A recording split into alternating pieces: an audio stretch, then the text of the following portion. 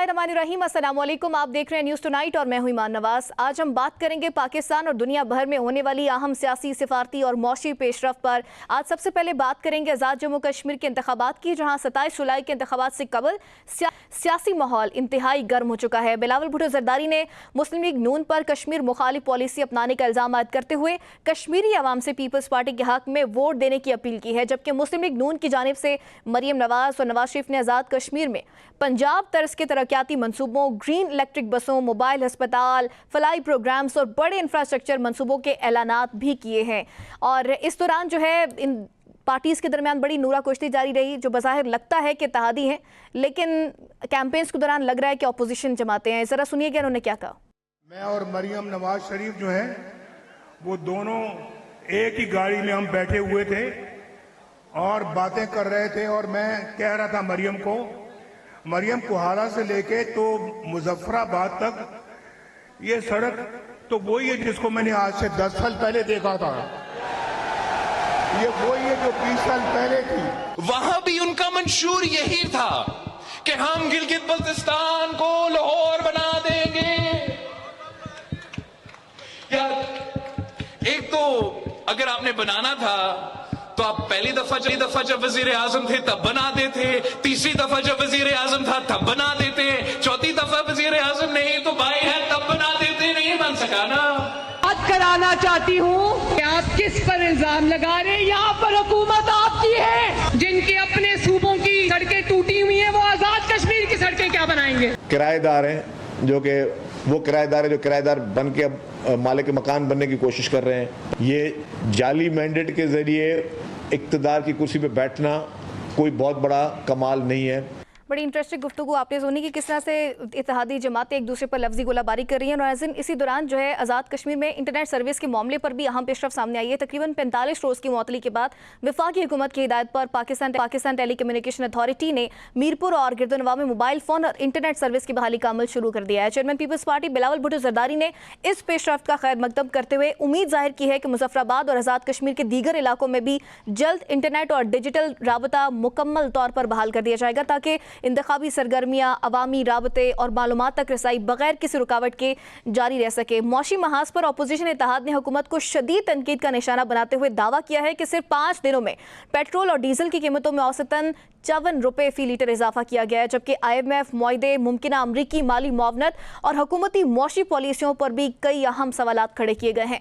बैनुल-अक़वामी सतह पर ईरान और अमेरिका के दरमियान कशीदगी एक बार फिर शिद्दत इख्तियार कर गई है। ईरानी पासदारान इनकलाब ने खबरदार किया है कि अगर ईरान की तवानाई तनसीबात या आबनाए हुर्मस को निशाना बनाया गया तो सख्त जवाबी कार्रवाई की जाएगी। दूसरी जानिब अमरीकी सदर डोनाल्ड ट्रंप और वज़ीर ख़ारजा मार्को रूबियो ने ईरान को मज़ीद सख्त नताइज की धमकी देते हुए कहा है कि अगर बहरी जहाज़ों या अमरीकी मफादात पर हमले हुए तो ईरान को भारी कीमत चुकाना होगी। उधर नायब वज़ीर आज़म इसहाक डार ने आसियान रीजनल फोरम में भारत की जानिब से सिंतास मुआहदे की मुअत्तली को गैर कानूनी और इश्तियाल अंगेज करार देते हुए कहा है कि मसला कश्मीर का मुनसिफाना हल ही जनूबी एशिया में पायदार अमन की जमानत है। इसी मामले पर अक़वाम मुत्तहिदा की सलामती काउंसिल में पाकिस्तान ने भारत के इल्ज़ामात का भरपूर जवाब देते हुए वाज़ेह किया है कि सिंतास मुआहदा यकतरफा तौर पर मुअत्तल नहीं किया जा सकता, जबकि भारत पर रियासती दहशतगर्दी, बैनुल-अक़वामी क़वानीन की खिलाफ वर्जी और मकबूजा कश्मीर में इंसानी हकूक़ की पामालियों के इल्ज़ामात भी आयद किए गए हैं। आखिर में एक अफसोसनाक खबर जमात इस्लामी पाकिस्तान से नाज़रीन, जहाँ गुज़िश्ता रोज़ जमात इस्लामी के सेक्रेटरी जनरल अमीरुल अज़ीम तवील अलालत के बाद इंतकाल कर गए। जमात इस्लामी के मुताबिक वो काफ़ी अरसे से कैंसर के मर्ज़ में मुब्तला भी थे, ताहम बीमारी के बावजूद आखिरी वक्त तक अपनी तंजीमी और सियासी जिम्मेदारियाँ निभाते रहे। इनके इंतकाल पर जमात इस्लामी के अमीर हाफिज़ नईमुर रहमान समेत मुख्तलिफ सियासी और जो मजहबी रहनुमाओं ने गहरे दुख और अफसोस का इजहार भी किया है, जबकि वज़ीर आज़म शहबाज शरीफ, स्पीकर कौमी असम्बली अयाज सदीक साहब और दीगर रहनुमाओं ने भी मरहूम की सियासी, दीनी और कौमी खिदमात को खिराज अक़ीदत पेश करते हुए अहले खाना से ताज़ियत का इजहार किया है। इसी तमाम तर सूरत हाल पर बात करने के लिए प्रोग्राम में मुझे ज्वाइन कर रहे हैं सेनेटर हुमायूं महमूद साहब, रहनुमा पाकिस्तान तहरीक इंसाफ है। इसके साथ साथ जुल्फ़िकार भट्टी साहब ने ज्वाइन किया, रहनुमा पाकिस्तान मुस्लिम लीग नून है। बहुत शुक्रिया सर ज्वाइन करने के लिए। भट्टी साहब, मैं सबसे पहले तो आपकी तरफ आना चाहूँगी। सर, काफ़ी ज़्यादा हमने क्लिप्स भी देखे, GB की कैंपेन्स भी देखी, अब आज़ाद कश्मीर में इलेक्शंस हो रहे हैं, वहाँ पर भी बड़ी गर्मा गर्म जो है वो लफ्जी गोलाबारी जारी है। बिलावल भुट्टो की भी हमने सुनी, मरियम नवाज साहिबा भी गई, फिर नवाज शरीफ साहब भी वहाँ पर मौजूद थे। सर, इस वक्त जो सूरत हाल है, लग ये रहा है कि तमाम जमातें जो हैं वो अपोजिशन में हैं, हालांकि विफाक में इत्तेहादी भी हैं। तो सर, ये क्या समझा जाए? सिर्फ कैंपेन के लिए आवाम को बेवकूफ बनाया जा रहा है और अगेन फिर वही इत्तेहादी हो जाएंगे? देखिए, जब लोग हमें ये कहते थे कि हम एक जमात है, पाकिस्तान मुस्लिम लीग और पीपल्स पार्टी और दूसरी दीगर जमातें, तो उसमें हमारा यही मौकफ होता था कि हम एक जमात नहीं है, हम दो मुख्तलिफ जमातें हैं और हमारा एक अपना अपना अपना वोट बैंक, अपना नजरिया, अपनी हर चीज है हमारी। तो इसमें हमारी कैंपेन का अपना, जब इलेक्शन होंगे तो हमारी अपनी अपनी कैंपेन होगी। अब हम यहाँ सिर्फ इत्तेहादी हैं। देखें, मसला ये है कि जब 2024 के इलेक्शन हुए तो सर तो किसी कारकर्दगी की जमात बुनियाद को- पर आप आवाम को इम्प्रेस करें ना, फिर एक दूसरे को नाहिल नाहिल भी कहते हैं, फिर आप विफाक में इत्तेहादी भी हैं। देखिए, मैं ये समझता हूँ कि हमें जो इस किस्म की गुफ्तगू नहीं करनी चाहिए। ये देखें, हर जमात का अपना नुक्ता नजर है, हर जमात के अपना कैंपेन का अंदाज है, हर जमात का अपना वोट बैंक है, हर जमात की ये कोशिश होती है कि वो ज्यादा से ज्यादा सीटें जीते और वो ज्यादा से ज्यादा अपनी हुकूमत बनाए और अपने मंशूब पे अमल करे। ये it is a part of the democracy, it is part of the politics. तो इसमें मेरे ख्याल में ऐसा कोई परेशान होने वाली बात नहीं है। अच्छा, तो ये चीजें चलती रहती हैं। सही। इसमें हम तो बिल्कुल परेशान नहीं है इसमें। ठीक, हुमायूं साहब आप इस पर क्या रिस्पॉन्ड करेंगे? जैसे भट्टी साहब कह रहे हैं it's a part of democracy, और ये जो कश्मीर में इस वक्त है, आप क्या समझते हैं सिर्फ नूरा कुश्ती है, दोबारा मामला हल हो जाएंगे? क्योंकि कल तैमूर तालपुर साहब प्रोग्राम में मेरे साथ मौजूद थे, वो भी यही बात कर रहे थे कि ये तो सिर्फ कैंपेन्स के लिए, उसके बाद हम बैठकर आपस में एडजस्टमेंट भी कर लेते हैं, तो ये तो जमहूरियत का हुस्न है। बिस्मिल्लाहिर्रहमानिर्रहीम, इय्याका नअबुदु व इय्याका नस्तईन। देखिए, मुझे नहीं समझ आती कि इन लोगों के जो कॉन्सेप्ट ऑफ जमहूरियत है वो क्या है। इन लोगों के कॉन्सेप्ट ऑफ जमहूरियत जो है ना, फैमिली डायनेस्टी है। हालांकि दुनिया में फैमिली डायनेस्टी नहीं होती है, फैमिली से लोग जरूर आते हैं, इस पे कोई शक नहीं है, लेकिन वो अपने अपने लेवल पे जाके पूरी नीचे से लेके ऊपर तक तरक्की करते हुए आ रहे होते हैं। वो काउंसलर बनते हैं, लोकल बनते हैं, फिर आगे बाहर की दुनिया में फिर वो सेनेट पे जाते हैं, सेनेट से फिर वो प्राइम मिनिस्टर या प्रेसिडेंट बनते हैं। यहाँ पे तो वो पैदाइशी होते हैं। मतलब जिन लोगों के ये लोग डायपर उठाया करते थे साथ साथ, वो आज इनके लीडर बन गए। मुझे समझ नहीं आती ये लोग उनसे कैसे सीख लेते हैं। तो अब अगर इनका कॉन्सेप्ट ये है कि ये दोनों मिलके, मतलब इनके, जहां तक मुझे मालूम है, इनके अंदर एक अंडरस्टैंडिंग थी कि पीपल्स पार्टी को ऑन बोर्ड रखने के लिए इन्होंने कहा था कि आप गिलगित बल्तिस्तान और आजाद जम्मू एंड कश्मीर की गवर्नमेंट आपके पास होगी। हाँ, उसके आईनी ओहदे बिल्कुल जो फेडरल में हो रहा है उसका टोटली उलट आईनी ओहदे हमारे पास होंगे और बाकी इनके पास होगा। ये उनका है। लेकिन देखिए, मुझे दो तीन चीजें हैं। एक, मियां साहब ने तकरीर की थी। दूसरी, मुझे इतना अफसोस हुआ, इतना दिल दुखा है जब उस बेचारे बाबा ने, जो शायद नीचे बड़ी खुशी से वो कर रहा था, उसको लाके आप स्टेज पे लाके उसको आगे पुश कर रहे कि अब नाचो। यार, खुदा का खौफ करो यार, कुछ शर्म होनी चाहिए, कुछ हया होनी चाहिए। मुझे नहीं पता आपने वो वीडियोस देखी या नहीं देखी जिसमें उसको पुश करके आगे कह रहे तुम नाचो नाचो नाचो। What a shame, what a shameful act that is. Number 2, जी, आप एक काम करें जरा, 2016 में जो आजाद जम्मू एंड कश्मीर का इलेक्शन कैंपेन थी और उसमें मियां नवाज शरीफ साहब की जो तकरीर थी, अच्छा, और जो कल परसों जो मियां नवाज शरीफ साहब ने तकरीर की है, उसमें अगर आप जरा देख लें, एग्जैक्टली वही सारे चीजें कि अगर आप हमें आने देंगे तो हम यहाँ पे मोटरवे का जाल बिछा देंगे, ये कर देंगे। आप पाकिस्तान की कौम को, आप आजाद जम्मू एंड कश्मीर की कौम को क्या बेवकूफ बना रहे हो? क्या आप लोगों ने उनके माथे पे कुछ लिखा हुआ देखा हुआ है? क्या कर रहे हैं? किस तरीके से आप लोग कर रहे हो? खुदा के, मुझे sometimes I fail to understand कि हम लोग, फिर मुझे बात समझ आती है कि हम लोग क्यों जमहूरियत को इतना बुरा भला कहते हैं, क्योंकि हम लोगों ने जमहूरियत को एक झूठ से तशबीह दे दिया है। जब लेट्स से, जब हम कहते हैं कि भाई कोई गलत बात हो रहा है तो कहते हैं तुम पॉलिटिक्स ना करो। हालांकि पॉलिटिक्स इबादत है, पॉलिटिक्स है लोगों की खिदमत करना, पॉलिटिक्स है। और यहाँ पे एक खातून है, वो एक दफा कहती है कि जी मैं ब्लू ब्लडेड पंजाबी हूँ, और एक जगह कहती है कि मेरा दिल भी फलाना है, मेरा जूता भी फलाना है, मेरा वो टोपी भी फलानी है, मेरे वो भी फलानी है। बाबा क्या पता नहीं किस किस्म के लोग हैं, क्या है। सारे लोगों को इन लोगों ने झूठ के ऊपर एक से एक बढ़ के झूठ बोल रहे हैं। मुझे तो ऑनेस्टली समझ नहीं आती कि हम लोग किस तरफ जा रहे हैं, या हमारा मुल्क जा किस तरफ रहा है, या हमारी सियासत जा किस तरफ रही है। ठीक। क्या हम लोग सिर्फ झूठ बोलने पे हाँ। राजी हो गए और इसी चीज पे हम लोग एक दूसरे के साथ मिल गए हैं? What a shame. ठीक है हमारे साहब, हमें प्रोग्राम में हसन मुर्तज़ा साहब ने भी ज्वाइन किया, रहनुमा पीपल्स पार्टी हैं। बहुत शुक्रिया हसन साहब ज्वाइन करने के लिए। हसन साहब, इस वक्त आज़ाद कश्मीर की जो कैंपेन चल रही है, इलेक्शंस भी होने जा रहे हैं, बड़ी हम देख रहे हैं शदीद तनकीद भी की जा रही है। नून लीग आप पर कर रही है, आप लोग नून लीग पर कर रहे हैं। बिलावल भुट्टो ने भी बड़ी जोशीली तकरीर की सर, बड़ी तनकीद भी की। और जब आप लोग तनकीद करते हैं तो इत्तेहादी होने की आप लोग ख्याल भी नहीं रखते कि विफाक में आप लोग इत्तेहादी हैं। हमें भी यकीन नहीं आता आप लोगों की स्टेटमेंट सुन के कि ऐसा लगता है जैसे अपोजिशन जमातें जो एक दूसरे पर ताने कस रही हैं, एक दूसरे को टॉन्ट कर रही हैं। फिर सर साद रफीक साहब ने भी इस पर रिएक्शन दिया। उन्होंने कहा कि हम भुट्टो साहब की गवर्नमेंट को भी फाशिज्म सिस्टम समझते थे। तो सर आप पर भी वो रिएक्शन दे रहे हैं। फिर मरियम नवाज साहिबा ने बगैर नाम लिए, लेकिन सबको पता है जब पीटीआई ने बायकॉट कर दिया तो जाहिर सी बात है वो पीपल्स पार्टी पर ही तनकीद थी, लेकिन उन्होंने नाम नहीं लिया। उन्होंने कहा कि जिन सूबों की अपने वसाइल जो करप्शन के नजर हो जाते हैं वो आज़ाद कश्मीर को क्या देंगे। तो सर आप कैसे रिस्पॉन्ड करेंगे इसको?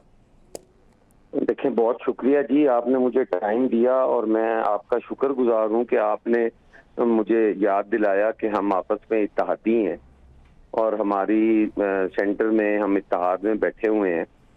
जहाँ तक ताल्लुक है, एक इलेक्शंस हो रहे हैं, वहाँ पे दोनों अतराफ से गुफ्तगू जब होती है तो वो ये तो नहीं कहेंगे ना कि पंजाब AJK के अंदर पाकिस्तान पीपल्स पार्टी ने 5 यूनिवर्सिटीज बना दी। वो ये तो नहीं कहेंगे कि यहाँ से वो सारे काले कवानीन खत्म करके उनको पार्लिमानी जमहूरियत दी। वो ये तो नहीं कहेंगे कि यहाँ पे पाकिस्तान पीपल्स पार्टी ने सड़कें बनाई। वो जब भी बात करेंगे तो वो यही कहेंगे कि पाकिस्तान पीपल्स पार्टी के वसाइल जो हैं वो करप्शन की नजर हो जाते हैं। पाकिस्तान पीपल्स पार्टी जहाँ पे इन्हें गवर्न करना चाहिए वहाँ पे कर नहीं सकती। तो उन्होंने तो ऐसी बात नहीं करनी है। जहां तक ताल्लुक पाकिस्तान पीपल्स पार्टी का है या चेयरमैन पाकिस्तान पीपल्स पार्टी का है, तो हमने कौन सी उन पे तनकीद की है? हमने तो उनकी बात की है कि वो खुद कह रहे हैं 3 दफा वजीर आजम रहने के बावजूद वो कह रहे हैं कि अगर मैं कहूंगा अपने भाई से कि मुझे वजीर आजम आजाद कश्मीर बना दो, तो चेयरमैन ने यही कहा ना कि अगर आपने वजीर बनना है तो आपको आइन में तरमीम करनी पड़ेगी। अगर आपने वजीर आजम बनना है तो अवाम AJK की अवाम ने आपको बनाना है, आपके भाई आपको कैसे वजीर आजम बनाएंगे? तो ये कोई तनकीद तो नहीं है, ये तो मशवरा है उनको और हकायक हैं जो वो खुद मांग रहे हैं, जो डिमांड कर रहे थे उसके मुताबिक किया है और इत्तेहादी होने के नाते किया है कि हम उनके इत्तेहादी हैं, बेहतर रहनुमाई कर सकते हैं। ठीक। भट्टी साहब, ये जो हसन साहब बात कर रहे थे, जिस तरफ उन्होंने इशारा किया, नवाज शरीफ साहब ने जो स्टेटमेंट दी थी कि मैं शहबाज शरीफ साहब को कहूंगा कि मुझे आज़ाद कश्मीर का वज़ीर आज़म बना दें, सर ये उनकी ख्वाहिश है या वैसे ही उन्होंने लाइटर मूड में ये बात की थी? देखिए, ये जो शाह बात कर रहे हैं ना, ये तो एक लाइटर मोड में ये है कि देखें उनको एक अपनाइयत, क्योंकि वो कश्मीरी हैं और वो खुश होकर कह रहे थे कि देखें जो इस मुल्क का पाकिस्तान का 3 दफा वजीर आजम रह चुका है, वो कोई प्रैक्टिकली और उन्हें कॉन्फिडेंस भी था ना सर। 8 फरवरी को जब इलेक्शन होने थे तो 6 फरवरी को अखबारों में आ गया था चौथी बार वजीर आजम। जी जी, देखें वो आजाद कश्मीर का वजीर आजम बनने के लिए बात नहीं कर रहा था। अच्छा, ये उन कश्मीरी अवाम को ये देखें इस एक अपनाइयत, ये एक बड़े लीडर की खूबी होती है। देखें वहां पे जो हालात कश्मीर में जा रहे हैं और वहां पे जो लोग जो हैं फसाद फैला रहे हैं और पाकिस्तान के खिलाफ जो है वो पाकिस्तान के खिलाफ एक नफरत का माहौल बना रहे हैं, तो इसको एक मिनिमाइज करने के लिए एक लीडर ने एक खूबसूरत बात की कि यहाँ देखे ना, मैं तो खुद यहाँ का वज़ीर आज़म बनने के लिए भी तैयार हूँ। इसका मतलब है कि इतनी बड़ी लीडरशिप जो है वो एक आजाद कश्मीर का शख्स जानते हैं कि जो पाकिस्तान सपोर्टेड है, सारी उसके इकानमी, सारा सिस्टम, सारी सिक्योरिटी, उसका बनने के लिए भी तैयार है। वो एक अपनी अपनाइयत के लिए, तो ये देखें अपने अपने नुक्ता नजर से हर बंदे ने अपनी तशरीह करनी है।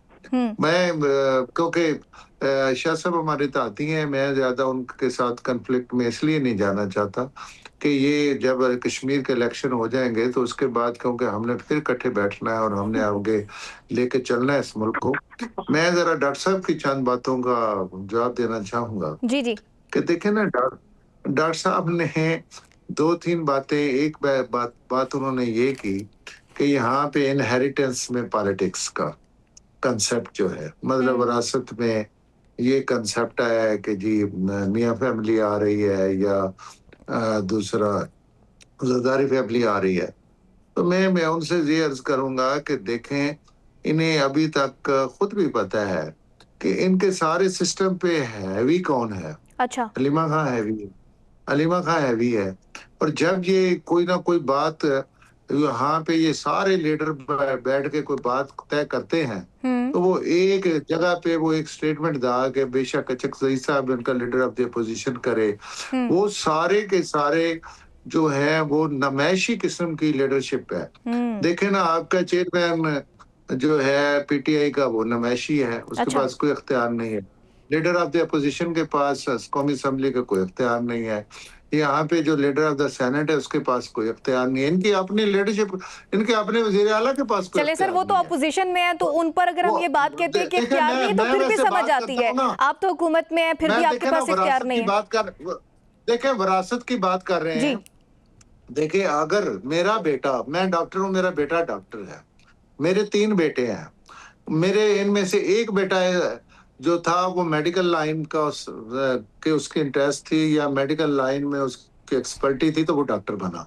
मेरे 2 बेटे नहीं बने, वो बिजनेसमैन बने। एक मैं मिसाल दे रहा हूँ। तो देखे, मियाँ नवाज शरीफ साहब के बेटे भी थे, बेटी भी थी। तो इसी तरीके से मियाँ शहबाज शरीफ साहब के भी बेटे थे और भी बेटे थे। अच्छा। तो मियाँ शहबाज शरीफ साहब के सारे बेटे पॉलिटिक्स में नहीं आए। अच्छा। देखिए, ये जहां पे जिसमें टैलेंट होता है, अगर देखें ना, मेरे बेटे में टैलेंट है, किसी और के बेटे में टैलेंट है, तो उसको आप इनहेरिटेंस में नहीं कह सकते। दूसरी बात, मुझे बड़ा अफसोस हुआ कि इन्होंने ये बात की कि वहां पे एक बाबे को नचाया। भाई, हमने तो वो भी देखा वहां पे डी चौक में इन्होंने किस किस को नचाया था। ये जरा याद रखें ना, किस किस को नचाया था, कैसे कैसे नचाया था। तो ये नचाने वाला तो, नाच गाने वाला काम तो इनका है। अगर हमारा एक बाबा थोड़ा सा डांस कर लिया तो ये बर्दाश्त करें। यहाँ तो किस किस ने डांस किए हैं वो जरा, मैं तो उनका नाम भी लेना नहीं चाहूंगा, मैं उन बातों को दोहराना भी नहीं चाहूंगा कि जो इनकी पार्टी में डांस कल्चर जो है वो हमारे यूथ को, हमारी खवातीन को, हमारे कल्चर को तबाह किया गया, वो मैं उस पर बात भी नहीं डॉक्टर साहब करना चाहता। लेकिन मसला ये है कि खुदारा वो उन बातों का जिक्र ना किया करें। अच्छा। जो जिक्र देखें वो जो आप में 100% है। और दूसरा, अगर उसमें देखें, वहां पे तो कोई लड़की नहीं जिसने डांस किया। अच्छा। वहां कोई ऐसा बंदा नहीं है जिसने डांस किया। एक बाबा है, खुशी से अगर डांस किया है तो इनको ये भी प्रॉब्लम आ गया कि वहां पे उस जलसे में एक बाबे ने क्यों डांस किया है। ये कैसी बातें, छोटी छोटी बातें। देखें, नफरत अपनी जगह पे हो बाबा, नफरत आपको अपनी जगह पे हो, लेकिन आप पर्सनैलिटीज पे बात ना किया करें। आप पर्सनैलिटी पे बात करते हैं, आप पॉलिटिक्स पे बात। इसका रिस्पॉन्ड ले लेती हूँ। हुमायूं साहब कैसे रिस्पॉन्ड करेंगे? भट्टी साहब तो कह रही है कल्चर आपका शुरू किया हुआ है। इस तरह है, मैं आपको बता देता हूँ। मैं आयन को, भट्टी साहब को मैं बहुत सारी वीडियोस दिखा दूंगा और फिर ये मुझे बता दे कि ये जो नाच गाना है ये पीएमएलएन के उसमें था या पाकिस्तान तहरीक इंसाफ के जलसों में था। वो ये खुद बता देंगे कि कहाँ था कहाँ नहीं था। So I will ask him that thing. ये एक चीज है। नंबर 2, देखिए, वो चाचा जी जो थे ना, जिसपे मरियम बहुत ज्यादा एक्साइटेड हो गए, वो चाचा जी नजर आ गए, वो चाचा नजर आ गया। वो नीचे जोश और खरोश से वो डांस कर रहे थे, खुशी मना रहे थे, बुरे नहीं लग रहे थे, दिल से कर रहे थे। लेकिन जब आपने उसको ऊपर बुलाया और ऊपर बुला के फिर आपके साथ उनको आप धक्का देकर आगे कह रहे कि जी नाचो, उसकी आप रिलक्टेंस देखे, उसकी बॉडी लैंग्वेज देखे। इट इज दी एक्ट जो आप उस वक्त करा रहे, मैं उसकी मुजम्मत कर रहा हूँ। बाकी नंबर 2 देखें, अभी जो इन्होंने कहा है ना कि मियां नवाज शरीफ साहब, पहले तो मुझे, अब I am not a lawyer, so लेकिन मैं ये एक सवाल उठाऊंगा जरूर, और आप प्लीज इस पे कोई मेरी रहनुमाई करे। मेरे ख्याल में मेरे भट्टी साहब तो डॉक्टर है, लेकिन मेरे ख्याल में क्या नाम है उनका, हसन मुर्तजा साहब अपने पीपल्स पार्टी वाले हसन मुर्तजा, वो ही इज अ लॉयर। एक बात बताएं, अगर कोई लेट्स से जो महाजिर होता है, कश्मीरी महाजिर कश्मीरी हो और वो पाकिस्तान में आके सेटल हो जाए, क्या वो कश्मीर के इलेक्शंस लड़ेगा या पाकिस्तान के इलेक्शन लड़ेगा? क्योंकि अगर तो ये लोग अपने आप को कहते हैं हम कश्मीरी हैं और ये महाजिर कश्मीरी है, so can they contest in Pakistan, yes और नो? अगर वो कॉन्टेस्ट कर सकते हैं तो ठीक है, मुझे उसका इल्म नहीं था, मुझे पता चल जाएगा, नंबर 1। नंबर 2, ये उनकी ख्वाहिश नहीं है, ये वो चाहते हैं कि देखिए वो अपनी सीट जी हार गए हैं, वो लाहौर से भी अपनी सीट हारे, मानसेरा से भी सीट हारे। अब उन्होंने कहीं ना कहीं तो ऐसी जगह जाके फिट होना है जहां पे वो सीट शायद जीत जाए, या वो जिस तरीके से उनके भाई को बना दिया गया, वो कहते हैं शायद मुझे भी कोई बना दे। तो उस लिहाज से ये उनकी ख्वाहिश थी, क्योंकि उनको लंदन से बुलाया गया था चौथी बार प्राइम मिनिस्टर बनाने के लिए, और उसके बाद बेचारों के साथ हैंड कर दिया उनके भाई ने। सही। अब ये एक चीज है। नंबर 2, देखिए ये जो मौरूसी सियासत होती है ना, मौरूसी सियासत, उसमें मैं दोबारा बता रहा हूँ, उसमें आप लोग जैसे आपके बेटे हैं, वो पैदाइशी डॉक्टर नहीं बने, उन्होंने एक तालीम हासिल की है, तालीम हासिल करने के बाद, पास करने के बाद डॉक्टर बने हैं, ठीक है? इसी तरीके से एक पॉलिटिशियन होता है, ये नहीं है कि वो आज जस्ट जुई उसका 18 साल 20 साल 22 साल उम्र हुई है तो वो एकदम आके आपकी टॉप सीट पर आकर बैठ गया। उसको नीचे से स्टार्ट करना चाहिए, जीरो लेवल से एज अ वर्कर स्टार्ट करनी चाहिए। वो जो है ना डायरेक्ट ऊपर आ जाना, ये कोई बात नहीं। दिस इज व्हाट मोरूसी सियासत होती है, जिसमें आपका विल आ जाए कि जी मुझे विल में आ गया कि मेरे मरने के बाद ये बंदा होगा। ठीक है सर, आपका पॉइंट भी आ गया, इस पर मजीद भी डिस्कशन करेंगे। ब्रेक का कहा जा रहा है, एक ब्रेक के बाद दोबारा हाजिर होंगे।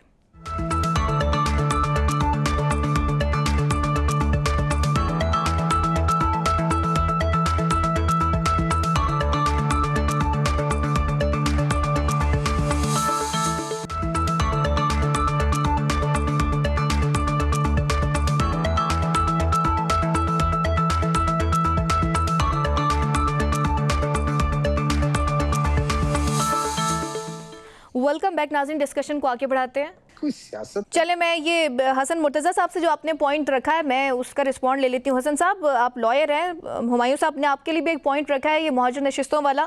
और सर दूसरा, फिर आप कानून को अगर इतना बेहतर जानते हैं तो सर मुझे ये बताएं कि मरियम नवाज साहिबा खिताब कर सकती थी आज़ाद कश्मीर में जाके? क्योंकि ये पॉइंट उठाया जा रहा है कि शौकत यूसुफजई साहब भी हमारे चैनल के प्रोग्राम में मौजूद थे, वो भी यही कह रहे थे कि ऐसा लग रहा है जैसे इलेक्शन कमीशन भी साथ मिला हुआ है, क्योंकि सीएम वहाँ पर जाके खिताब भी कर रही है और माशाल्लाह से फिर वो अनाउंस भी कर रही हैं कि आपको लैपटॉप्स भी देंगे और दीगर भी जो प्रोग्राम्स है। देखें, डॉक्टर साहब से मेरी बड़ी मुअद्दबाना गुजारिश है कि मैं एक तो वकील नहीं हूँ, अच्छा, दूसरी मैं एक सियासी कारकुन हूँ, और मैं ये समझता हूँ कि सीएम साहिबा वहाँ पे ना खिताब कर सकती हैं। कोई भी जिसके पास एग्जेक्टिव कोई ओहदा है वो वहाँ पे ड्यूरिंग इलेक्शन विजिट भी नहीं कर सकता, और वहाँ पे लैपटॉप तकसीम करना, वहाँ पे भत्ते देना, वहाँ पर दीगर जो पंजाब से फंड्स गए हैं उसकी असेंबली से, पार्लियामान से क्या उन्होंने अप्रूवल ली है, क्या असेंबली ने पास किया है कि ये फंड आप किसी दूसरी स्टेट में जाके खर्च कर सकते हैं? तो वो तो उनका तो मैं कुछ नहीं कह सकता, लेकिन कानून के मुताबिक वो वहाँ पे कोई ऐसा डिस्क्रिशनरी फंड उनके पास नहीं है जो जाके किसी स्टेट में वो अनाउंस करें और वहाँ पे वो देकर आ जाएं। हमारे तो लाहौर में अभी तक स्कूल की छतें गिर रही हैं और बच्चे मर रहे हैं। हमने क्यों जाके किसी जगह पे पैसा खर्च करना है? ये टैक्स पेयर का पैसा है ना, ये कोई किसी की भी कोई जाती जेब से तो नहीं जा रहा कि कोई जाके तो वो कर रहा है। मैं समझता हूँ कि वो बिल्कुल गलत है। जहाँ तक ताल्लुक आज़ाद जम्मू कश्मीर के अंदर आपके डुअल नेशनल जो हैं वो इलेक्शन लड़ सकते हैं, उनके आइन में कोई ऐसी पाबंदी, कोई ऐसी कदगन कोई नहीं है, वो लड़ सकते हैं। पाकिस्तान के अंदर नहीं लड़ सकते, तो यहाँ पे वो जरा और है। तो इसलिए इन दो चीजों में तो कोई ऐसा अभाम नहीं है। हमारी गुजारिश ये है कि हम आज भी इस चीज पे बहस कर रहे हैं कि वहाँ पे किसी ने डांस कर दिया, किसी ने उसे फोर्स करके डांस करवा दिया, ये चीजें डिस्कशन वाली तो है ही नहीं। ये तो अपने अपने लीडर से लगाव की है। हम हर जगह पे, हम तो फौतगियों में भी जाते हैं तो धमालें डालते हुए जाते हैं। हमारा तो मतलब है पीपल्स पार्टी का तो इस पे बड़ा खुला है कि आप अपनी क़यादत से प्यार करते हो, चाहे किसी अंदाज में उसका इजहार करो। बिल्कुल। और फिर खान साहब के जलसों के अंदर भी जिस तरह से खवातीन डांस करती रहीं, वो उनका हक है। वो कोई इस तरह घुटन का माहौल तो नहीं है ना कि किसी जमात के किसी लीडर के लिए उसके कारकुन के दिल में मोहब्बत हो और वो उसका इजहार किसी से पूछ के करे। वो ना तहरीक इंसाफ इजहार के अपने अपने तरीके हो सकते हैं। ठीक है सर, आपका पॉइंट आ गया। मैं भट्टी साहब आपकी तरफ आना चाहूंगी। भट्टी साहब, JUI ने भी जो है मुल्की जलसा का ऐलान किया और उन्होंने, कामरान मुर्तज़ा साहब भी प्रोग्राम में मौजूद थे आज हमारे चैनल के, उन्होंने भी कहा कि जलसों से बात आगे तहरीक पर भी जा सकती है। फिर दूसरी तरफ 5 अगस्त को ये तहरीक इंसाफ वालों ने भी ऐलान किया है कि तहरीक शुरू करेंगे। फिर सर वकला की तहरीक भी स्टार्ट हो रही है और फिर आपने खबरें तो सुनी होगी, जेनजी भी निकल रही है हमारे हमसाया ममालिक में। अगर यहाँ भी जाग जाती है, आपको लगता है कोई मुश्किलात हो सकती हैं, कोई प्रेशर है थोड़ा सा भी? आप तो वैसे कहते हैं बिल्कुल भी नहीं है, लेकिन थोड़ा सा भी प्रेशर है आप पर? ये देखें, मैं थोड़ा सा एक बात डॉक्टर साहब के करूं कि अब बात कहते हैं, बात इतनी रह गई है कि आप पूरे जलसे में कश्मीर के में सिर्फ एक बाबे का डांस नजर आ रहा है। तो ये अब PTI का विजन रह गया है कि वो ऐसी छोटी छोटी बातों पे आ गए हैं। तो ये यानी कि कोई काम की बात करें, ये मुझे बड़ा अफसोस लग रहा है कि डॉक्टर साहब तो बड़े माशाल्लाह मेरे भाई भी हैं और बड़े विजनरी और बड़े एजुकेटेड हैं, और वो भी इस लेवल पे आ गए हैं कि वो एक बाबे के डांस पे उन्होंने आधा घंटा लगा सर, वैसे दिया। कुछ लॉजिक समझ नहीं आती ना, जैसे आपको वायु मोहम्मद साहब की लॉजिक समझ नहीं आई है, इसी तरह सर मुझे वजीर दिफा जो हमारे ख्वाजा आसिफ साहब है, मुझे उनकी लॉजिक आज तक की समझ नहीं आई कि ओवरसीज को जब इमरान खान साहब कहते थे कि वोट का हक होना चाहिए तो वो कहते थे कि नहीं होना चाहिए। अब वो कह रहे हैं मुहाजिरीन के बेसिस पे कि कश्मीरी जहां भी हो वो मुहाजिरीन के बेसिस पे इलेक्शन लड़ सकते हैं। सर ये मंतक भी फिर समझ नहीं आती। मुझे आप मौका दें तो मैं जो 2-3 क्वेश्चन है उसका मैं आपको जवाब दूं ना। जी। अच्छा, दूसरी बात ये है कि यहाँ पे आपने महाजरीन की सीटों की बात की, तो जो हमारे यहाँ मेरे हल्के में तकरीबन 40 विलेजेस में जो है ना ये कश्मीरी रहते और इनका वोट यहाँ पे है। तो देखें, वो उनमें वो जो है यहाँ पे नाज़िम भी बनते हैं और कश्मीर में भी उनको वोट का हक है। ये उनको ड्यूल वोट का हक है। मैं डॉक्टर साहब ने ये बात कही थी ना, मैं जरा वो बता दूं। तो यहाँ पे जो कश्मीरी हैं उनको मेंबर असेंबली बनने का भी हक है, प्राइम मिनिस्टर बनने का भी हक है। ओवरसीज का क्या कसूर था वैसे, उनको क्यों नहीं वोट का हक दिया गया? नहीं, उसमें ओवरसीज का तो देखें, ओवरसीज के वोट का हक की बात नहीं है। ओवरसीज को वोट देने का हक है पाकिस्तान में।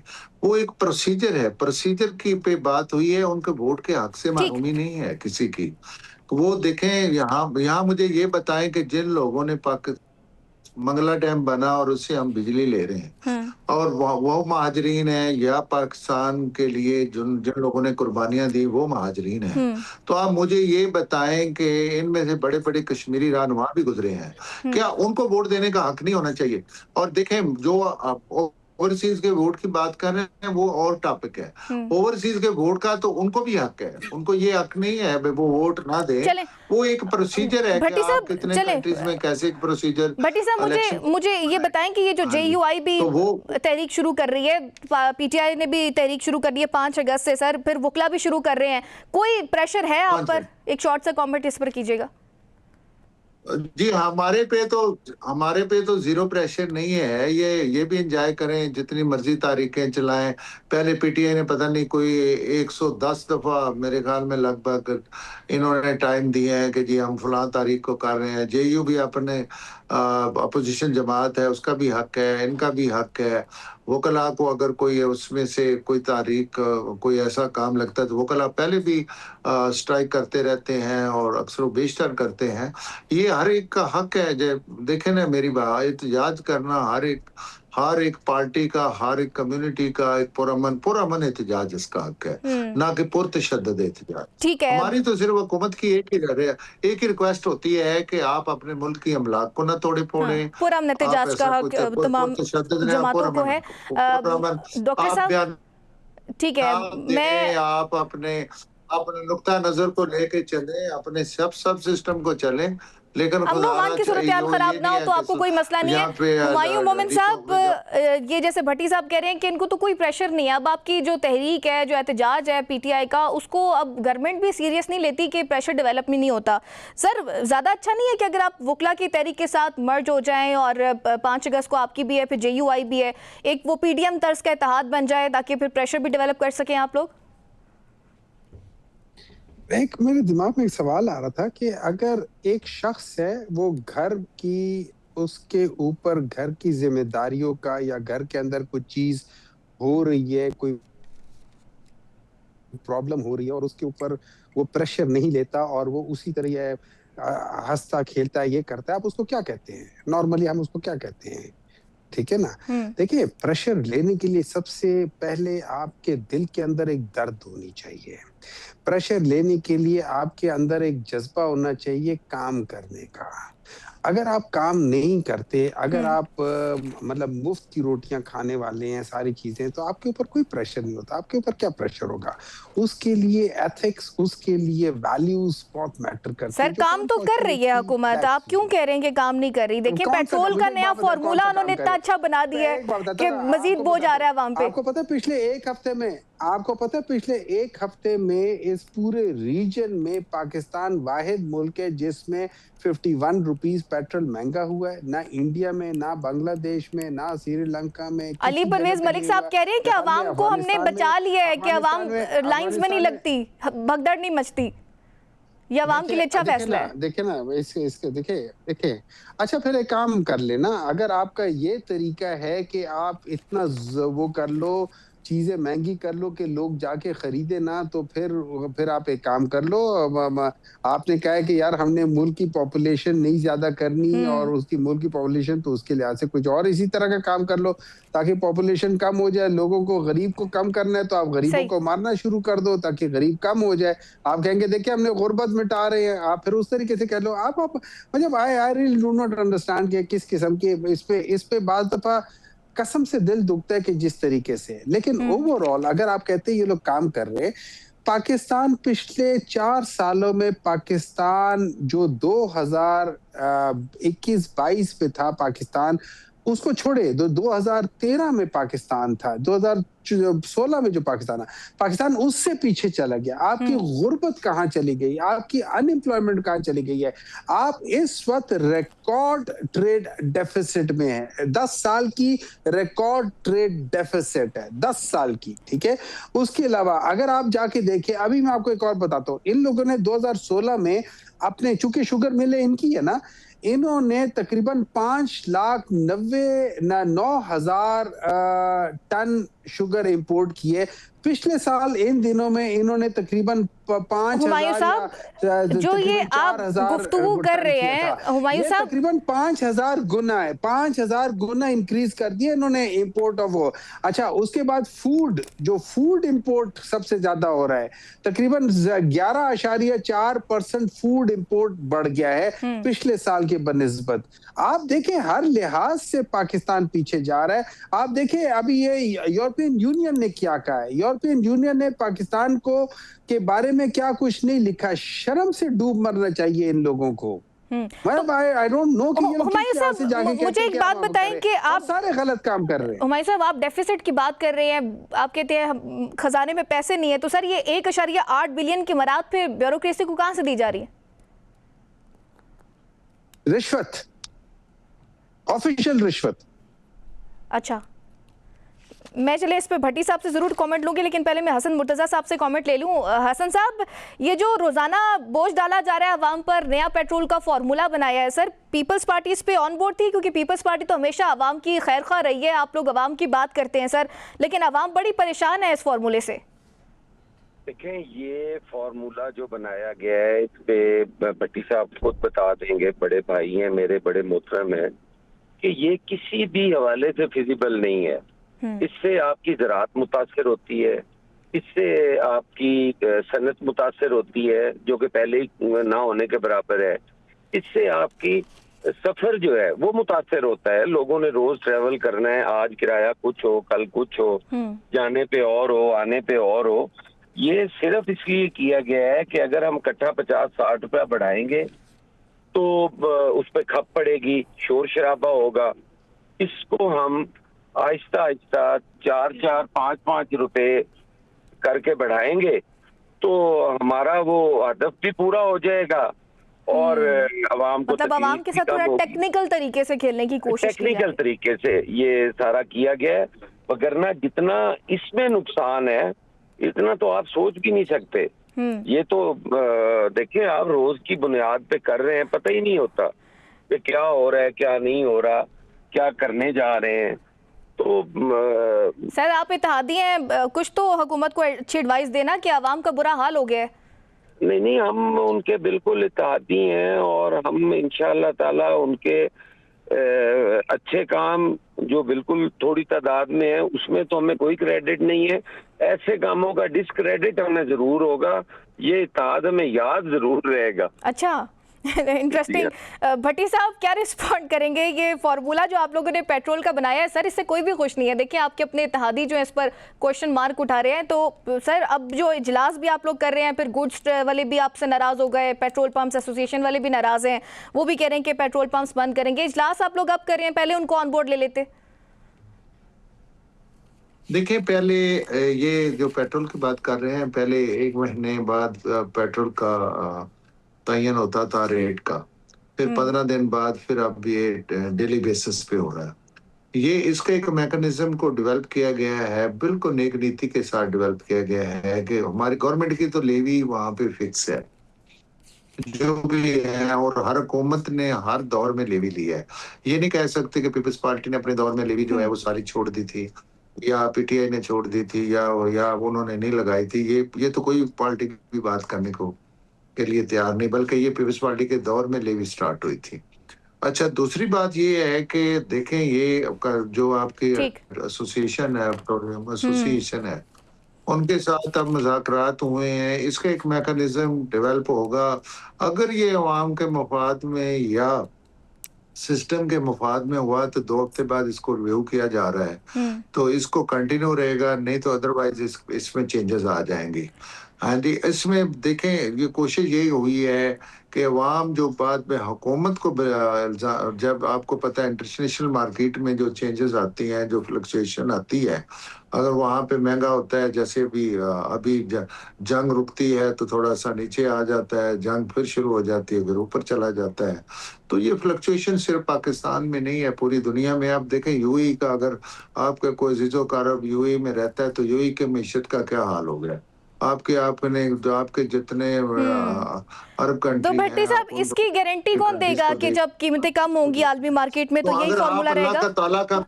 देखिए मैं बताता हूँ, आप पेट्रोल अल्लाह ताला का ये शुक्र अदा करें कि जब आपके भी देखें ना, इंडिया जैसे बड़े मुल्क पे अल्लाह ताला ने, जो आपके हमसाये में एक दुश्मन मुल्क था, उस पे अल्लाह ने फतह दी, फिर आपके दहशतगर्दी पे चीजें चल रही हैं। आपके मुल्क तो हालत जंग में है।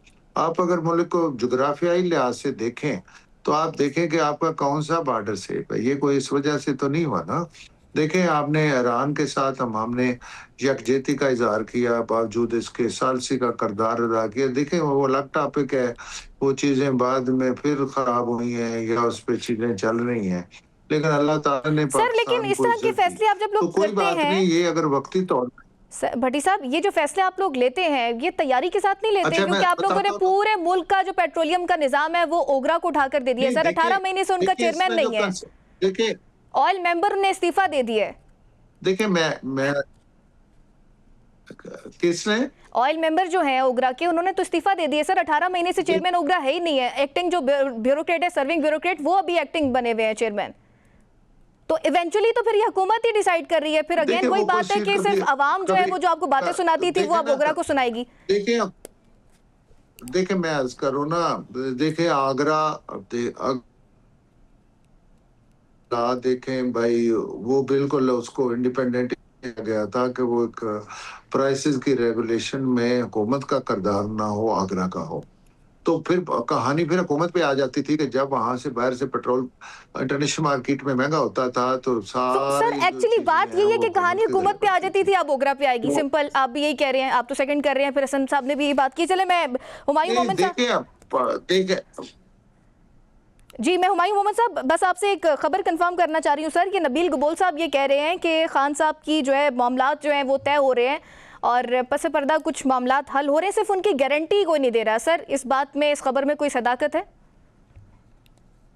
आई am not aware of that thing कि मैंने वो सुना है, मैंने उनके नबील कबूल की बात सुनी है, उसमें क्या वो आप उनसे पूछ सकते हैं, मुझे उसके बारे में नहीं मालूम जी। और मेरे जैसे बहुत सारे पीटीआई के लोगों को भी उसके बारे में नहीं मालूम। अच्छा, उनको अगर कोई इंफॉर्मेशन है तो आप उनसे पूछ लें, मुझे उसके बारे में कोई इल्म नहीं है। तो इस वजह अगर इल्म नहीं है तो मैं उसके ऊपर कोई ऐसा बयान नहीं दे सकता जिसका मुझे इल्म ही ना हो। अच्छा हसन मुर्तज़ा साहब, मैं आपसे भी ये कमेंट लेना चाहूँगी।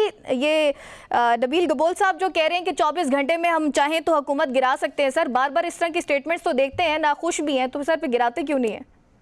देखिए, ये अपना अपना ख्याल होता है जी। नबील गबोल साहब ये बात अगर कर रहे हैं तो उसका जवाब तो वो ही बेहतर दे सकते हैं। मेरी पार्टी की कोई ऐसी पॉलिसी नहीं है कि हम किसी को 5 मिनट में किसी को गवर्नमेंट सर अभी तक आप खुश हैं वैसे अब इस गवर्नमेंट की कारकर्दगी से ओवरऑल? देखिए, हमें हजार तहफ़्फ़ुज़ात हैं इनके साथ, वो अपनी जगह हैं, लेकिन हम जहाँ बैठे हैं, जिस मकसद के लिए बैठे हैं, वो सिर्फ और सिर्फ एक है कि ये सिस्टम डीरेल ना हो, इसमें हम रिफॉर्म्स भी लाएं, इसमें हम बेहतरी की कोशिश करें। ये अगर जमहूरियत की बिसात अब लपेटी गई तो शायद फिर इसे कोई बहाल कराने की पोजीशन में नहीं होगा। तो इसलिए हम पहले ही बड़ी कम पॉलिटिकल स्पेस है हमारी सोसाइटी के अंदर, हम वो ज़ाया नहीं करना चाहते जी। ठीक है, बहुत शुक्रिया तमाम मेहमानों का प्रोग्राम में ज्वाइन करने के साथ। नाज़रीन एक छोटी सी ब्रेक शामिल करेंगे, ब्रेक के बाद दोबारा हाजिर होंगे। Stay with us.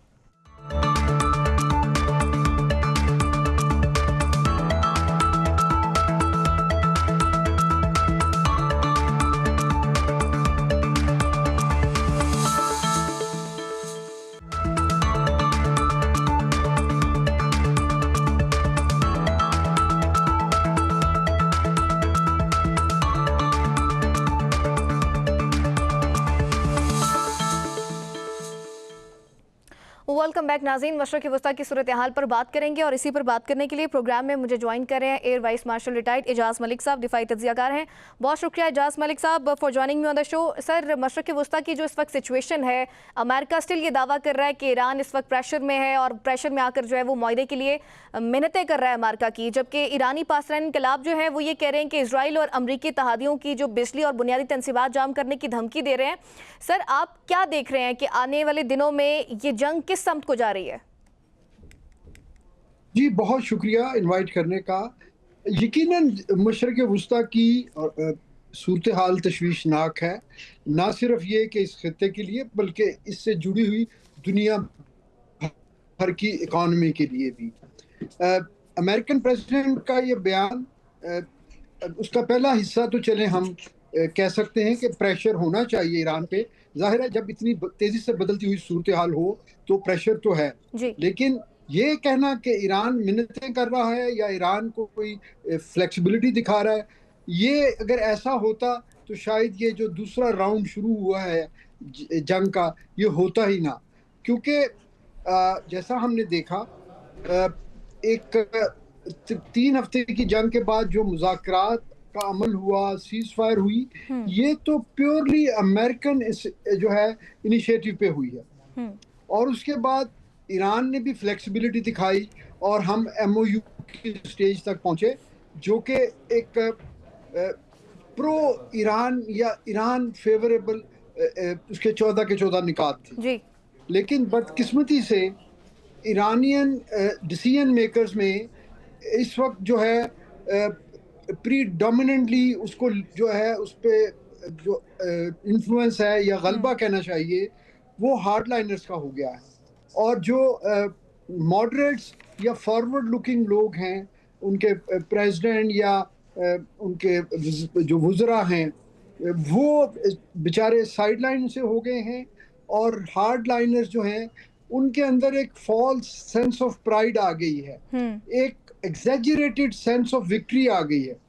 और उन्होंने जब शहीद आयतुल्लाह के आखिरी रसूमात में अवाम का टर्नआउट देखा और अवाम के नारे सुने तो उनको मज़ीद एनर्जी मिली और उन्होंने फ़ौरन जो है एक बहुत, मैं समझता हूँ, अरेटिक डिसीजन लिया, जिसके नतीजे में ईरान ने जो है उस सीज़ फायर की जो है खिलाफ वर्जी की।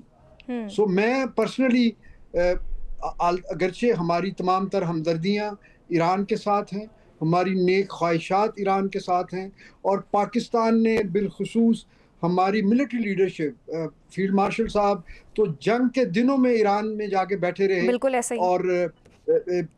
और वो ईरान के इंटरेस्ट में था कि उन्होंने जंग के टेम्परेचर्स कंट्रोल किए। ये पाकिस्तान का और पाकिस्तान की मिलिट्री लीडरशिप का बहुत बड़ा क्रेडिट। लेकिन ईरान ने अब हमारी लीडरशिप को भी ऐसे जो है ना एक डायलेमा में डाल दिया है कि जो कि बड़ा पैराडॉक्सिकल है। अगर वो अपने एलाइज के जहाज़ों को इंगेज ना करते तो अमेरिका को जवाब ना मिलता दोबारा बॉम्बिंग का। देखिए, ईरान में तबाही, ईरान के मिलिट्री, इंडस्ट्रियल, इकोनॉमिक टारगेट्स को तबाह करना इजराइल का एजेंडा है। मिडल ईस्ट में दूसरे मुल्कों की दिफाई सलाहियत कमज़ोर करना, ये अमेरिका और इजराइल का मुश्तरका एजेंडा है। बिल्कुल ऐसे। इजाज़ साहब, लेकिन ओवरऑल अगर हम देखें कि अभी 18 की जो एक फिगर आ रहा है कि फ़ौजी जो है वो हलाक हो चुके हैं अमेरिका के, अभी 6 जुलाई के हमलों में जो है वो 4 फ़ौजी हलाक हो गए। आज बल्कि सदर ट्रंप ने उनकी मैयतें वसूल की, उस टाइम भी बड़े एग्रेसिव लगे। उन्होंने कहा कि इसका बड़ा फैसला कुन जवाब जो हम ईरान को देंगे। फिर कुछ खबरें ये भी आ रही हैं कि खुसूसी जो फ़ौजी दस्ते हैं अमेरिका ने वो भी तैनात कर दिए हैं। तो सर, अगर हम डॉट्स को कनेक्ट करें तो आपको क्या लग रहा है कि इस वक्त ट्रंप किस पोजीशन में है? या वो इनका बदला लेना चाह रहे हैं, या ये जो फौजी दस्ते डिप्लॉय किए जा रहे हैं ये सोच है कि कहीं ना कहीं टॉक्स फेल हो जाएं और अपनी तैयारी कर रहे हैं? नहीं, मेरा नहीं ख्याल जी। प्रेसिडेंट ट्रंप बुरी तरह फंसे हुए हैं इन हालात में। वो पब्लिकली अपने डोमेस्टिक ऑडियंस को या ये जो वहाँ उनके जाँ बहक हुए फौजी, वो तो कहीं इससे ज़्यादा ही हुए होंगे। ये अभी कुछ उन्होंने बॉडी बैग्स जो हैं, कॉफन बॉक्सेस जो हैं, उन्होंने अगर खुद रिसीव किए तो इसकी एक सिंबॉलिक वैल्यू है। तो ऐसे मौक़ों पे इस किस्म के बयानात तो कोई अचंभे की बात नहीं है। लेकिन in heart of heart American administration अभी भी ये चाहती है, और उनको ऐसा ही सोचना चाहिए कि इस अमन प्रोसेस को किसी तरह आगे बढ़ाया जाए, तो उनको एक जो है ना इस पूरे स्टेलमेट सिचुएशन से उनको एक बेल आउट मिले। बेशक ये एक स्ट्रेटेजिक पॉज होगा, बेशक ये इसकी मुद्दत का तयन आने वाले हालात पे ईरान, इजराइल, अमेरिका के रवैयों से होगा, लेकिन फिर भी ये खुशाइंद बात होगी क्योंकि इससे अमेरिका को भी रिस्पाइट मिलेगा और ईरान के लोगों को भी 47 सालों के बाद हकीकी मानों में कुछ जो है सुकून आएगा। तो इजाज़ साहब, ईरानी जो एरोस्पेस कमांडर हैं वो ये कह रहे हैं कि अमरीकी इत्तेहादियों की बिजली काटने का जो है उन्होंने इंतबा भी दिया है। Sir, being a air defence expert, Iran जो इस जवाबी स्ट्रैटेजी का सोच रहा है, आप क्या समझते हैं ये कितना डेंजरस हो सकता है? ये हो सकता है जी, इसलिए कि ईरान के पास बहरहाल उनका मिसाइल सिस्टम, ड्रोन सिस्टम, वो उनके इंडिजिनस तो हैं, लेकिन उसमें कुछ टेक्नोलॉजीज में ऐसे सिग्नेचर्स मिलते हैं जो ये इंडिकेट करते हैं कि उनको बैरूनी टेक्नोलॉजी तक भी रसाई है। तो इस तरह के सोफिस्टिकेटेड इक्विपमेंट के साथ और जो वल्नरेबिलिटी है, आप ये देखिए कि जिन एरियाज़ की हम बात कर रहे हैं वो एरियाज़ जो हैं वो सारे प्रिज्यूमेबली इस जंग से पहले अमेरिकन एयर डिफेंस शील्ड में थे। लेकिन जब जंग शुरू हुई तो सारी दुनिया ने देखा कि अमेरिका ने कोई ऐसी कोशिश ही नहीं की कि जिसके नतीजे में हम ये समझे कि उनको कोई पासदारी है। अपने उस बिलियंस ऑफ डॉलर के जो है खर्चे का जो इस खित्ते के मुल्कों ने किया, और उन अमेरिकन खुशनुदी हासिल करने के लिए हमारे मुसलमान हुक्मरानों ने उनको गोल्ड प्लेटेड यॉट्स भी दी, उनको और भी तोहफे तोहफे दिए, अपने बोइंग्स गिफ्ट किए। लेकिन आखिर क्या हुआ? जब वक्त पड़ा तो अमेरिका ने अपने एसेट्स रीलोकेट करके इजराइल की प्रोटेक्शन की कोशिश की और तमाम खलीजी ममालिक को ईरानी ऑनस्लॉट के रहमो करम पे छोड़ दिया। तो ये तो अब भी वही सूरत हाल है, वो बहरीन हो, कुवैत हो या इवन यूएई हो। ईरानियन जब चाहें जहां चाहें इन टारगेट्स को एंगेज कर सकते हैं। अच्छा एजाज साहब, एक तरफ तो ये मामला है, दूसरी तरफ मैं आपसे ना सिंध ताश मुआहदे पर भी ज़रूर कमेंट लेना चाहूँगी। सर, भारत ने सिंध ताश मुआहदे को जो है इस वक्त बिल्कुल ही नॉन सीरियस लिया हुआ है और पानी को हथियार बना लिया है, और इस तरह की तो सर कोई शक नहीं है कि भारत इस मुआहदे की मुअत्तली कर सकता है। अभी भी कुछ न्यूज़ इस तरह की आ रही हैं कि भारत ने पानी छोड़ा और पाकिस्तान में अगेन वो सैलाब की सिचुएशन आ गई है। सो सर, आप किस तरह से देखते हैं इस मुआहदे की पासदारी के लिए पाकिस्तान को क्या आप स्टेप्स करने चाहिए, क्योंकि ये मसला आज का नहीं है, ये दिहाइयों से मसला चलता आ रहा है और इसका कोई हल नहीं निकल रहा। अच्छा, मेरा इस पे थोड़ा सा एक डिफरेंट पॉइंट ऑफ व्यू है। जी सर। देखिए, जब हम डेफिनेटली हम इस चीज़ को कंडेम करते हैं कि उन्होंने एक ट्राई पार्टी एग्रीमेंट सिंध ताश का जो मुआहदा था उससे उन्होंने एब्रोगेट किया या उसको हेल्ड इन अबेंस कर दिया, और ये हमारी रेड लाइन है। ये सारी चीज़ें अपनी जगह बिल्कुल सही हैं, लेकिन सैलाब के दिनों में और क्लाइमेट चेंज की मौजूदा जो ग्लोबल इन्वायरमेंट है उसमें भारत के पास उतनी स्टोरेज कैपेसिटी भी नहीं है कि जिसमें वो ये पानी जो फ्लड का पानी है इसको ये रोक सके। तो मैं ये समझता हूँ as a disaster management expert कि हमें दुश्मन से तो खैर की तवक्को नहीं रखनी चाहिए। उनको हम लीगल महाज पे लड़ें, उसको हम बैनुल अक़वामी फोरस पे लड़ें और उनको बावर कराएं कि अगर उन्होंने कोई ऐसी हरकत की जो कि जिसको हम आबी जारहियत कहते हैं, तो वो हम उसको एक्ट ऑफ वॉर समझते हुए जवाब देंगे, और जवाब वैसा ही देंगे जो हमने मई लास्ट ईयर दिया।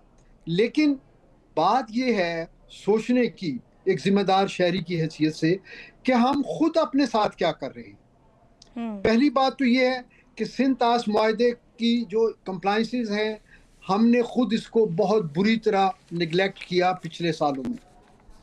हमारे अपने जो सिंध ताश कमीशन के एक ज़माने में सरबराह थे, उनकी बाद में उनकी जो है ना अपनी पोजीशन ही मशकूक हो गई कि उनकी लॉयल्टीज ही पाकिस्तान के साथ नहीं थी। राइट। ये मैं ऑन रिकॉर्ड बात कर रहा हूँ। उसके बाद कई साल तक हमने उसका कोई मुस्तकिल सरबराह ही मुकर्रर नहीं किया। ये हमारी अपनी सीरियसनेस है। भारत डैम पे डैम बनाता चला गया, हमने उस चीज को कंटेस्ट ही नहीं किया। फिर सबसे बड़ी बात यह है कि हम खुद अपने पानी के साथ क्या कर रहे हैं। हम जो कौमी लेवल पे हम में से 26 करोड़ में से हर शख्स जिम्मेदार है कि हम लोग पानी का ज़िया करते हैं। बिल्कुल ऐसा ही है। हम लोग जो 40-50 रुपए की एक वो 500 ml की बोतल खरीदते हैं ना पानी की, उसके तो आखिरी कतरे को हम हिफाजत से इस्तेमाल करते हैं। लेकिन हमारे घरों में, हमारे दफ्तरों में, हमारी इंडस्ट्री में, हमारी ज़राअत में हम करोड़हा जो गैलन है ना वो पानी हम ज़ाया करते हैं बेटा। बिल्कुल ऐसा ही है सर। और उसका जिम्मेदार भारत नहीं है। हाँ, उसका जिम्मेदार हमारा रवैया है, क्योंकि हम इस चीज़ को सीरियस लेते नहीं हैं। हम लोग जब यंग थे तो हमारे बड़े शहरों में वाटर टेबल 30 से 35 फुट था, आज 400 फुट पे भी पानी दस्तयाब नहीं है। एग्जैक्टली बिल्कुल सर, ये बड़ा हमने वैलिड खुद पॉइंट अपने है साथ किया जो आपने रेस किया है। बहुत शुक्रिया air vice marshal retired Ejaz Malik साहब मेरे साथ प्रोग्राम में मौजूद, कीमती वक्त का बहुत शुक्रिया। नाज़रीन, इसी के साथ प्रोग्राम का वक्त खत्म हो गया। अपनी मेज़बान ईमान नवाज़ को दीजिए इजाज़त, अपना ख्याल रखिएगा। अल्लाह ने के बाद।